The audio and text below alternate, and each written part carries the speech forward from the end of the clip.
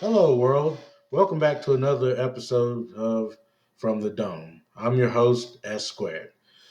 I wasn't going to talk about this topic at this particular point in time, but really, when is a good point? So, the topic of this episode is called Hidden Racism.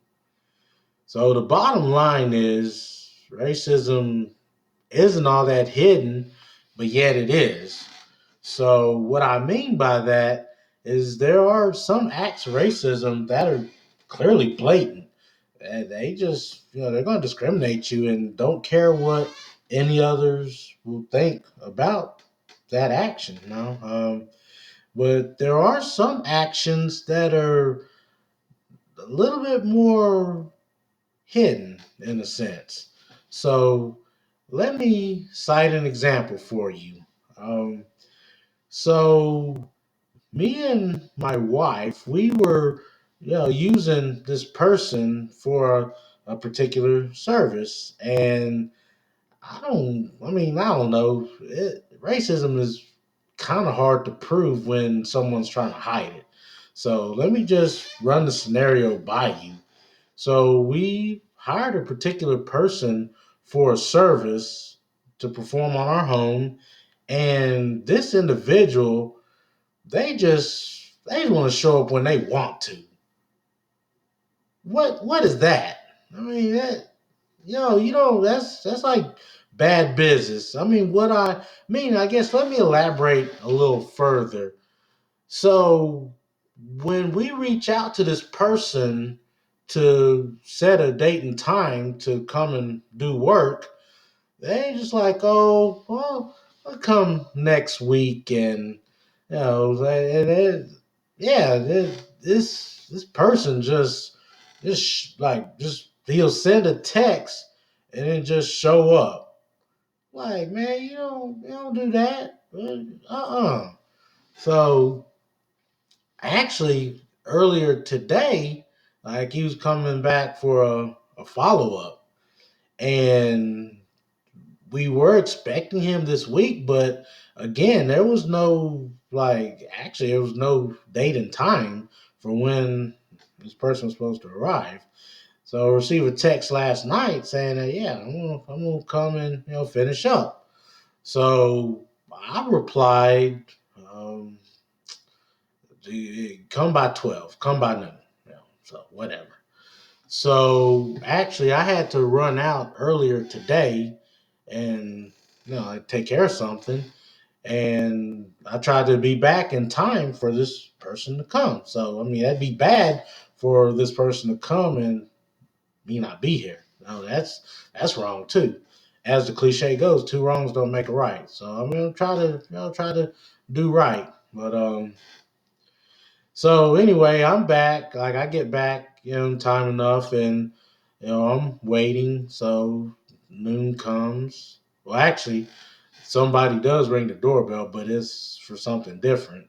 So okay, 12:15 comes, and then 12:30.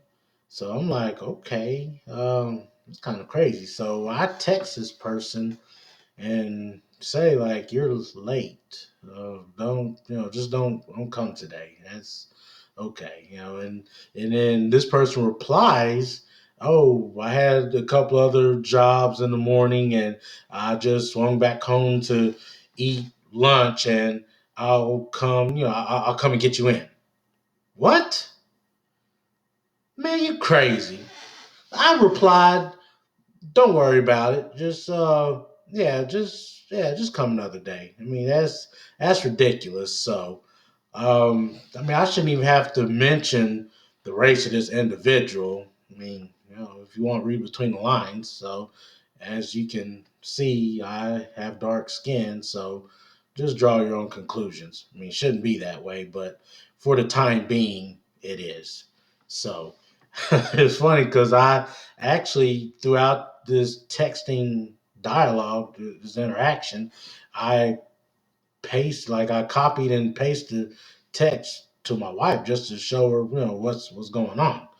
So she's like, we ain't dealing with that person no more. No, we're done. So Anyway, so just I guess the moral of the story is, they a person if this is even racism again, like I said, that is extremely hard to prove. So I could be wrong. So if I am wrong, it's one of those things.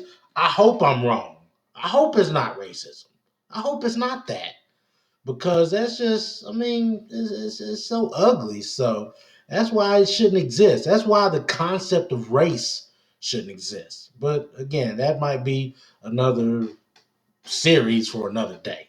So just like I said, the moral of the story is they may not drop, the N bomb or use any kind of racial epithet or what have you, but the actions, there can be actions that an individual or individuals or even like a group or entity can take against you to promote racism. I mean, they can, they ain't gotta look in your, face and say these words. I mean, they can like use other language or the actions can show. The actions they can do things like, okay, just because you're categorized with this particular group, I get to you whenever I feel like it. No, I can. No, I ain't gonna get to you right away. You're gonna be at my mercy. I come when I please, when I get ready. No, that's bad business. So, I mean, with that individual, I don't wish bad on anyone, but you need to see the error in your ways. So, I mean, I hope it doesn't really get to a point where I confront that individual. I mean, I try to be civil, and I try to be nice and give everybody the benefit of the doubt. But just sometimes it don't always work that way. I mean, there are times where, like, I put it to you like this: like, yeah, you get on social media, Facebook, Instagram, Twitter, whatever, and you see memes everywhere. And I saw one meme where it says, "Only way some people respond is if you're disrespectful towards them." That's the language they understand. They understand when they're disrespectful to others, and the way they receive information is they have to be disrespected in return. That is some BS logic. I've never heard of any mess like that. But I mean, I understand it, but I wouldn't operate in that way. But I don't feel that. But yeah, like with hidden racism, it could be like little subtle subliminal messages in the media. I mean, that happens all the time. And I guess, I mean, briefly, I mean, I can go there, I guess, but look at situation, perfect situation. I mean, I don't know, but I pray that didn't go down like this. But think of it this way: look at Deshaun Watson, the quarterback for the Houston Texans. That man experienced racism. I'm sorry. He probably can't come out and say it, but I mean that Texans organization. Now look, I like a lot of other people around the world are on the outside looking in. We're not a part of that situation. We can only go by what has been portrayed in the media. But why? I mean, the man signed like a huge either a contract or an extension. I do not know the facts, so I'm not going to speculate or speak on matters that I do not know. But all those media reports, the outlets are reporting that he wants out of Houston. And look at J.J. Watt. He's no longer with the team. So he had Deshaun Watson's back. So what does that tell you? Something happened. And amongst them, the racism probably wasn't hidden. It was probably out there. But just due to who they are, they can't just come out and say things. I mean, they're contractually binded. So is their livelihood, but others can speak on their behalf. Is what others say the truth? Don't know. But we can just go by what we see. But I think that sounds like some racist type stuff. So, I mean, I'm sorry. As the saying goes, the cliche, call a spade a spade. Like the refs call them as they see them, call a play as they see it on the field. So I don't know. It's crazy though, and it just seems like a lot of the work that Reverend Dr. Martin Luther King Jr. done, it seemed like it's unraveling, and it shouldn't be that way.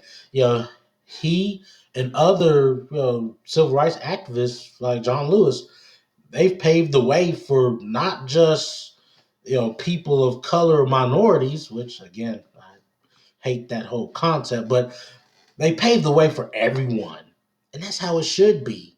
I mean, we all should be on an equal battlefield. Or shouldn't it be battle? I'm sorry, wrong terminology. We should be on an equal field. Let's just leave it at that. So, I mean, it's kind of deep, and like actions, the hidden racism. It's in all forms, unfortunately. It's used against our finances. It's used against our. It's used in our places of employment, or in businesses, or your jobs, or what have you, and just all facets of life. And it's ugly, and it needs to go away. So, on that note, I'm going to conclude this video. So it's your man S Squared from the Dome. I'm out.